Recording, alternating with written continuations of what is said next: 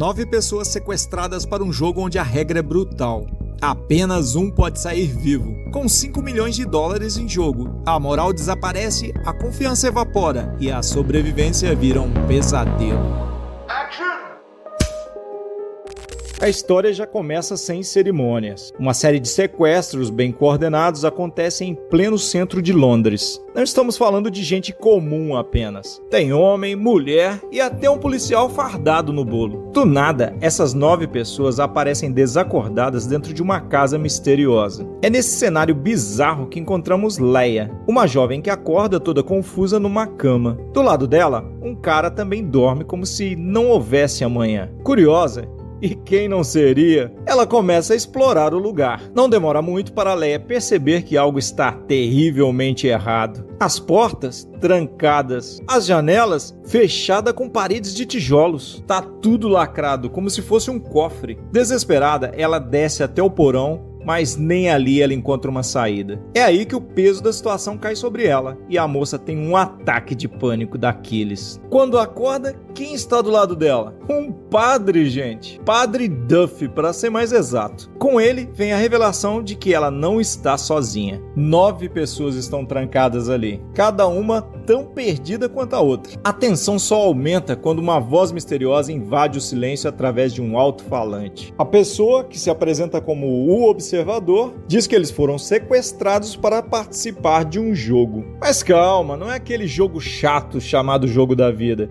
É mais para o jogo da morte. O objetivo? Sobreviver. A última pessoa viva ganha liberdade e, olha só, um prêmio de 5 milhões de dólares. Nada mal, né? Bem, a não ser pelo detalhe de que 8 vão morrer. A voz ainda diz que está assistindo a tudo por 75 câmeras e que isso é só para sua diversão. É quase como um Big Brother, só que com sangue. Depois de desejar boa sorte, o observador desliga o alto-falante e deixa o caos começar. E, claro, o que acontece? Discussão, porque, se tem uma coisa que o ser humano sabe fazer bem em situação tensa, é brigar. Uns acham que tudo é uma pegadinha elaborada, enquanto outros já estão aceitando o pior. E no meio dessa confusão, Jay, um policial, tira uma arma do bolso. Sim, ele estava armado o tempo todo. Jay tenta tranquilizar todo mundo, mas só piora a situação. Albie, outro participante, não gosta nada da ideia de um policial no grupo e começa a desabafar sobre como o irmão dele sofreu com policiais corruptos. A coisa vai ficando feia até que Francis, um francês do grupo, interrompe e solta sua teoria. Esse tal de observador quer que a gente se mate. Beleza, Francis. Obrigado por aumentar o pânico geral. Mesmo assim, Jay propõe algo sensato: trabalhar juntos para escapar. O grupo resolve inspecionar a casa inteira em busca de uma saída. Enquanto Jay explora o porão, Albie encontra um alçapão no teto. Ele tenta abrir, mas, surpresa, mais tijolos. Parece que o arquiteto dessa casa tinha um estoque infinito. Enquanto isso, Claire, uma das participantes, decide que vai ser mais útil bebendo. Sim, enquanto todo mundo está tentando salvar a pele, ela abre o armário de bebidas e começa a bebericar. Prioridades, né? Sem muita opção, o grupo desiste de procurar saídas e volta para a sala. Irritados com Claire, eles a repreendem por não ajudar e Jay toma uma decisão prática: trancar o armário de bebidas. Nada de álcool, gente. Isso só vai piorar as coisas, ele diz, com cara de quem já perdeu a paciência. Depois de mais uma conversa cheia de tensões, todos prometem que não querem machucar ninguém. Mas sabe como é? 5 milhões na jogada podem mudar corações. A conversa é interrompida por um barulho na cozinha. Ao investigar, encontra uma caixa com comida. O jantar, um pedaço de frango e uma batata para cada um. Gourmet, só que não. Depois de rezar uma rápida oração com o padre, o grupo finalmente faz as apresentações formais. É aqui que conhecemos melhor os participantes. Leia é uma dançarina de coro, Claire de ser uma tenista famosa, embora ninguém tenha ouvido falar dela. Francis é um artista francês casado com Cynthia, uma dona de casa. Temos também Albie, um rapper, porque, claro, estereótipos. Max, um estilista, e Shona, uma jovem com tornezeleira eletrônica em liberdade condicional. A tornozeleira até dá um fio de esperança ao grupo. Talvez a polícia a rastreie e os encontre. Bem,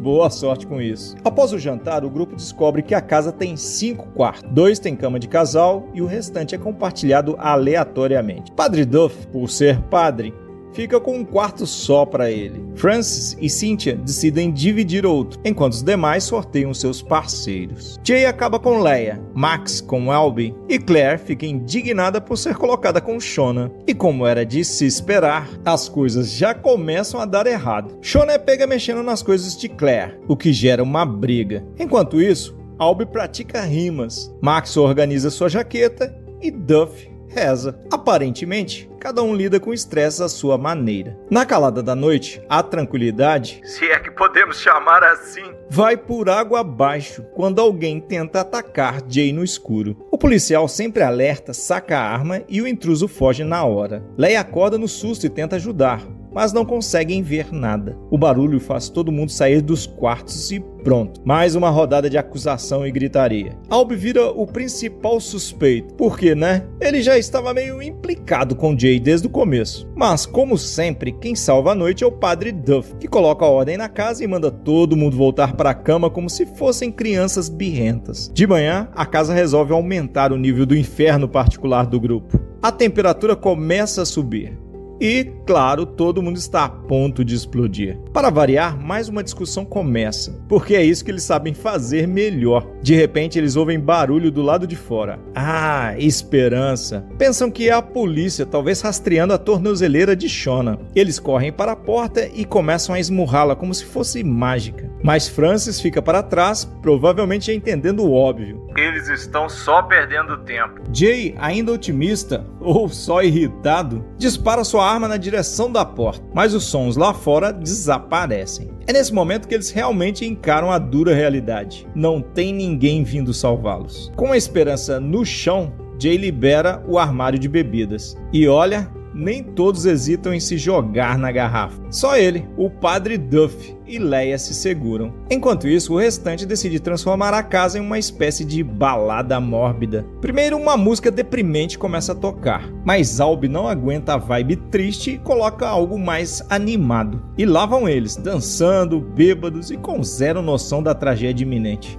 Francis, bêbado e sem limites, tenta flertar com Leia, mas ela dá aquele toque básico. Você tem uma esposa, amigo. Ele até respeita e vai embora, mas não sem antes dar um jeito de armar alguma confusão. No quarto, ele quebra uma garrafa, transforma os pedaços de vidro em arma improvisada e esconde tudo. Um no batente da porta, o resto no tanque da privada. Paranoia?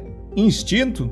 Quem sabe? Mas o que é certo é que ele está preparado para o pior. Enquanto o clima festivo vai perdendo a força, apenas Cynthia e Albie ainda estão no ritmo. Eles começam a flertar bem perto um do outro, até que Francis volta para a sala e surta. Ele assume o pior e parte para cima de Albie. Na confusão, Cynthia tenta apartar a briga, mas acaba sendo empurrada por Albie e bate a cabeça na grade da escada. Resultado? Morte instantânea. Todo mundo chega correndo, horrorizado com a cena. Albie tenta se desculpar, mas Jay não quer conversa. Ele tranca o rapaz no quarto usando uma barra de ferro para garantir que ele fique preso. O grupo cobre o corpo de Cynthia e o leva para o porão. O clima fica ainda mais pesado, como se isso fosse possível. Enquanto todos refletem sobre o caos, Francis, num surto de luto e loucura, encontra o batom da esposa e resolve usá-lo. Ah, e ele ainda beija o espelho como se estivesse praticando para o próximo desastre. Mais tarde, a tensão na casa sobe outro nível quando eles percebem que a comida enviada é ainda menor, só batata. Albie, preso no quarto, começa a esmurrar a porta exigindo sua parte. Após muita pressão, Jay leva um pedacinho para ele, mas o padre Duff, sendo a moral ambulante do grupo, acha injusto e resolve levar mais comida para Albie. Jay tenta impedir, mas é tarde demais. Quando Duff abre a porta, Albie sai como um furacão. Ele pega a barra de ferro e ataca Jay com fúria absurda, destruindo o rosto do policial. Só quando percebe o que fez, ele volta correndo para o quarto e se tranca lá. Pouco depois, Duff chega e encontra Jay nos últimos momentos. Com o que resta de sua força, Jay entrega sua arma ao padre. E assim, mais um corpo é levado para o porão, agora ao lado de Cynthia. Mas, como se o clima não estivesse suficientemente ruim, a próxima refeição chega com comida extra e até vinho, junto de uma mensagem sarcástica: bom trabalho. Parece que o observador está curtindo o show de horrores. Leia e Duff, tentando manter alguma sanidade, comem na sala de jantar. Os outros, completamente paranoicos, decidem comer sozinhos. Mas Francis surpreende ao pegar uma porção generosa e entregá-lo para Albie. Ele ainda tenta justificar. Entendo o que aconteceu, foi um acidente. Momentos depois, Leia e Duff vão checar Albie no quarto, mas encontram um rapaz enforcado com o cachecol de Max. E pronto, lá se vai mais um. A morte de Albie espalha mais paranoia. Agora ninguém confia em ninguém. É o caos. Francis, claro, vira o principal suspeito, já que todo mundo acha que ele se vingou pela morte de Cynthia. Mas ele insiste. Não fui eu, ele fez isso sozinho. Só que, como o cachecol era de Max, ele aproveita para jogar a culpa nele. Padre Duff, cansado de palhaçada, manda todo mundo parar com as acusações. É inútil brigar e ele sabe disso. O grupo se dispersa, cada um desconfiado do outro, enquanto Leia e Duff levam o corpo de Albie para o porão. Enquanto isso, Francis continua sua espiral de loucura, brincando com o batom de Cynthia e se encarando no espelho como se fosse a estrela de um show particular. Mas é Claire quem acende o próximo pavio. Ele pega a Shona mexendo nas suas coisas de novo, e a discussão rapidamente vira uma briga física. Sem pensar duas vezes, Claire pega um saca-rolha e atinge Shona no pescoço. Só que não é só ela que está com sede de sangue. Leia está no banheiro quando Francis aparece, com o olhar de quem está pronto para fazer algo terrível. Ele arranca a luminária da parede e a joga na pia cheia de água, eletrecutando Leia no ato. Enquanto Leia está caída, Duff tenta uma última cartada para sobreviver. Ele vai até Max e sugere que os dois trabalhem juntos. Só que Max é ganancioso e quer mais comida como condição para cooperar. Claro que Duff não aceita, então Max decide pegar as porções extras na marra. Isso força o padre a sacar a arma. Max, vendo que está na desvantagem, recua. Mas, ao cruzar o corredor com Duff, eles encontram o corpo de Shona jogado no chão. Max entra em pânico e corre de volta para a cozinha. Enquanto isso, Claire, que estava escondida por ali, tenta justificar a morte de Shona como legítima defesa. Duff tenta levá-la para outro lugar, mas ao passarem pelo quarto de Leia, encontra o corpo dela também. O padre, devastado, se ajoelha em choque. E então, Claire aproveita a oportunidade e foge. Mas antes que Duff consiga reagir, Francis aparece, fingindo surpresa com a morte de Leia. Só que o padre não cai nessa. Ele aponta a arma para o francês, que começa a provocá-lo, dizendo que ele é velho e fraco. Duff hesita, mas no fim, atira. Francis cai, ferido no estômago. Só que, surpresa, Leia ainda está viva. Ela acorda e sai a tempo de ver Duff atirando em Francis. Desesperada, ela corre para se esconder no quarto do francês. Lá, enquanto tenta trancar a porta, ela derruba a tampa do tanque da privada e descobre os cacos de vidro que Francis havia escondido. Enquanto isso, Claire tenta pegar algo para comer na cozinha, mas é pego por Max. E aí ele resolve que quer algo em troca. No começo, parece que ele vai pedir comida ou algo pior, mas do nada ele usa um cinto para tentar finalizá-la. Duff aparece na cozinha e tenta negociar com Max para salvar Claire. Quando Max ignora seus apelos, o padre é forçado a atirar novamente, matando Max na hora. Mas nem dá tempo de respirar.